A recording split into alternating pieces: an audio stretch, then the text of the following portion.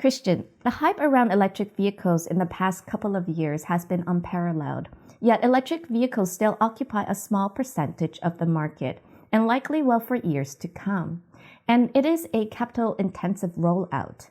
It is estimated that the 100% electrification of cars could require over 2.5 trillion US dollars of investment over the next decade. So who or what will be the source of this funding? That is a very interesting question, which is rarely discussed in the media, as far as I can see it. So I think it will be some sort of a mix of different things.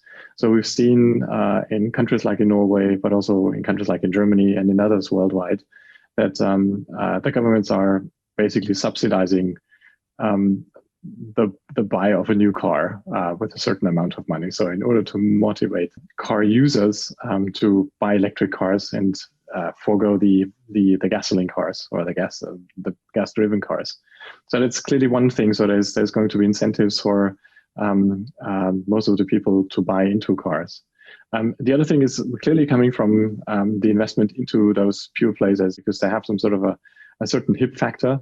So there is capital will be drawn into these type of companies. So that's capital for growth for these companies, so they can roll out bigger factories, more cars, more models, and other things.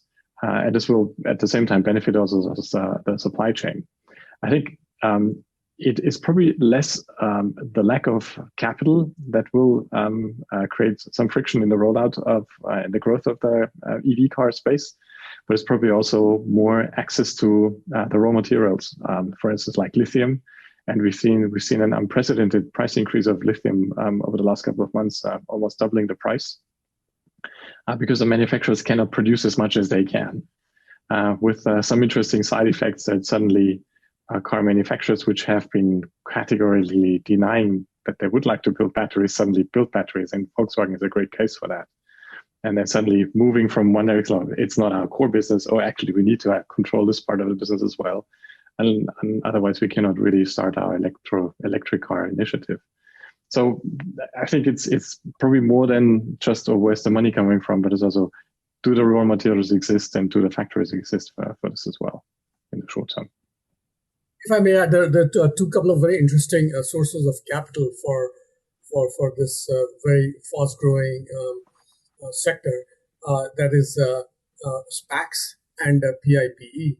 SPACs, as you know, are special purpose acquisition companies, and the beauty of it is that at the time of raising the funding, the identity of the company, which in this case would be an unidentified electric vehicle company, would not be disclosed to the investors. But because of the background or the track record of the fundraisers, people are willing to sort of put their money in. And as and when the opportunity arises, these companies so these well-funded cash companies are then using a technique called reverse mergers to buy into these EV startups. Now, most of them are, EV startups would obviously not make money in the initial phases, so people would not know how to value them. But once they are sort of up and running, there would be a clear way of assigning value in terms of the steep sort of penetration rates, the steep rise in offtake, and obviously the high margins.